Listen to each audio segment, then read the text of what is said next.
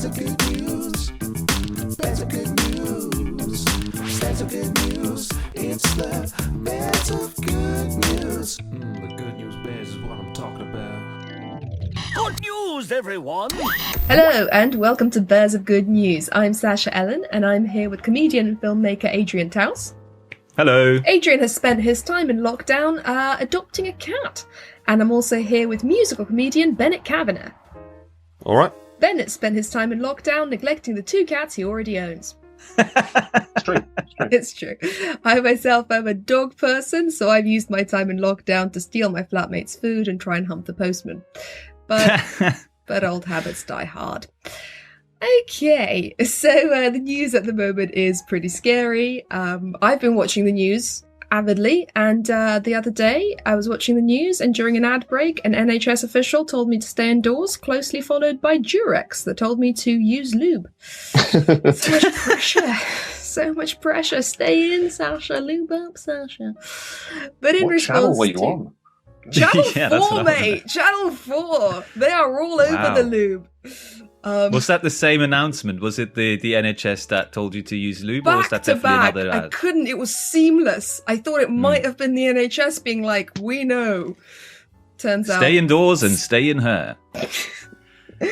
So in response to the news being quite scary at the moment, we have created Bears of Good News. So we've joined the ranks of other good news organisations to bring you stories that hopefully make you smile. Our first story today. In Ocean Park Zoo in Hong Kong, giant pandas Lily and Ying Ying have finally mated after 13 years of living together. Wow. I know! I am so impressed. It took my flatmates a week to cave and mate. Lily and Ying Ying have been living together for some time, but they've never actually done the deed. But now, with social distancing rules, the zoo is closed, and the zookeepers actually think that Lily and Ying Ying maybe just needed some privacy to get freaky. So it turns out that Lily and Ying Ying's kink is not having 500 tourists filming them. Wow. Pandas are weird. Lily and Ying Ying have been trying for some time, but it's no surprise that it's taken them so long because a giant panda's mating season is only 24 to 72 hours a year, making the giant pandas the only animal with a shorter annual mating season than Ben. No offense, Ben. Okay, so that was uncalled for. How short is your mating season, Ben? It's longer than 72 hours, but not by much, so far as I can tell. It's mainly about the noise that is made. It's not the length of it. It's just screaming the entire time like a fox. That's the main thing. Is the scream supposed to attract the mate, or is this scream Not at all. happening Not at when all. the mate is there? No, it's kind of just warning them to get out, really. So it's like a defense mechanism. Yes, which I don't know why my evolution has gone that way, but it's going well.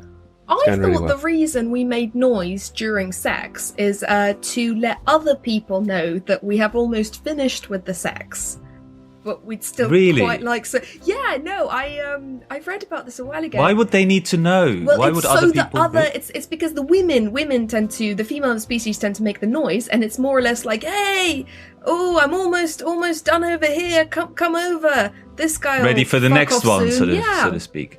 I see. Which is nice. Okay. So, guys, I have a question for you about the pandas. The giant pandas, Lily and Ying Ying, actually engaged in some very traditional mating behavior. So the zookeepers kind of knew it was going to happen. What do you think giant panda mating behavior is? Basically, how do you think Lily and Ying Ying flirted? I suppose it's the same as with us, really. You know, just dropping casual things like, "Hey, do you want to come see my Edinburgh show this year?" Okay, good. So plugging their work. Interesting hypothesis. There is a correct answer to this. Ben, what do you reckon? Pulling on their tail, maybe. Do they have a tail? I thought they had thought they have a little a tiny little bobble thing. Maybe they pull on that and then knock their homework to the floor and then go away and say, "Oh, don't worry, Ben. It means she actually likes you." Ying. Wow, this is the reason why all of us are single. This right here. Okay. Well, look, Lack if of we general make it knowledge personal, about pandas. No, it's how we mate. Apparently, we plug our work and physically assault the people we wish to doink. Well, I mean, it's not worked so far, so... No, that's true. Would you like to know how pandas Yes, please, flirt? yeah. It's a lot of fun. So Lily, the female, spent more time in the water, which is apparently very sexy, and Ying, the male, spread his scent everywhere. And what I love about that... What does that mean? Hang on, what kind of scent? What are we talking about? Just his musk. What I love about that is how human that is. Like, she got her beach body on, and he just, like, picked up his socks and sprayed Lynx Africa everywhere. yeah, I was going to say, I've definitely seen that in Tiger most weekends. It's just everyone. That's just how we all mate. I never thought that at the... Why is that? I think humans are different, though. Like, I don't think our natural scent is our best-selling feature. Speak for yourself. No, have you ever... This is glorious over here. I barely need windows. showered today, Bennett, Ben? I don't know why, but No. you look like you smell right now. Yeah. I would be insulted, but I totally appreciate that. Yeah. My hair's Have gone you funny showered because today, Ben? not by day. Do you mean week? No. No, I haven't showered today. Have you showered this week? So it's a really good story, actually. I find it's. No, I have showered this week. Just the routine's getting very lax at the minute. Ben, what have you got for us this week? So I have the story this week of a 101-year-old man who has survived COVID-19. His name was Keith Watson. He was in Alexandra Hospital in Redditch. So being 101, it means he's actually beaten coronavirus and the Spanish flu. His family were reportedly delighted, whereas the Grim Reaper said in a statement, "Well, I'm out of ideas. I guess he's immortal now." So it turns out it was possible that he was actually treated for the virus in the same hospital that he was born in 101 years previous. Wow. So maybe he thought at the end of his life you just have to go back where you came from, in the sort of very graphic version of the end of that Benjamin Button film. Not looking good. So he was born in 1919, and that means he survived all the worst disasters of the last century. So World War I, Spanish flu, World War II, the Cold War, coronavirus, and of course that version of A Whole New World that Peter Andre and Katie Price did. So asked how he stayed so healthy, he said it's simply a combination of good health, good food, and a magical monkey paw entrusted to me by Satan himself. I mean daily exercise. Daily exercise. Love a good monkey paw. Hey, it's powerful. It gets a lot of stuff done. So, question for you guys. There was a picture taken of him as he was leaving in a wheelchair, being wheeled out. What gesture was he doing in the picture? What do you think? Oh, was it one of those... Okay, you know how Winston Churchill, for peace, didn't do this, he did this? Was he just flipping everybody off? Oh, was it the wrong way round? It was the wrong... Every time I look at a picture of Churchill, he's doing this, and I'm like, dude, that's... And also, they knew even... That was a thing even when Churchill was like... Everyone knew what that meant, right? It wasn't just like he invented that. Yeah, that was a thing, and that was already a thing, right? He was aiming it at Hitler. Fuck you, Mr. Hitler. Fuck you. I want him to have done this when he came out of hospital and survived coronavirus. So you're both going for the... What? There aren't that many gestures. That's the problem. And there's a lot of gestures in Italian culture. Depends. I mean, if you're Italian, you know, loads of things. Actually, what's interesting, this exact same story happened in Italy about a week 2 ago weeks as well. ago, yeah. There was another man who was 107, and he lived through all the worst stuff. There was also, I read this week, a lady who beat COVID-19, and she is 84 years old, and when they were wheeling her out of the hospital, all of the staff in Manchester Hospital came out of the rooms and just gave her a clap as she was being wheeled out. Oh, that's nice. I saw that. I think that is really sweet. What was he? Was he flipping off the Grim Reaper? No, he wasn't flipping off the Grim Reaper. He was actually he was doing a double thumbs up. Okay. Aww. Yeah. I feel like we could have got that, and we went very rude. Yeah, Yes. you went for some weird suggestions there, but it's fair enough. You could have gone salute or like a one thumbs up and double thumbs up. I just thought it was a very nice gesture for a 100-year-old man to be doing. You know, Yeah, down with that's the kids. amazing. I mean, he's probably either the best immune system in the world, or he's a massive jinx. He's the reason he's there is the reason all these big wars have actually happened.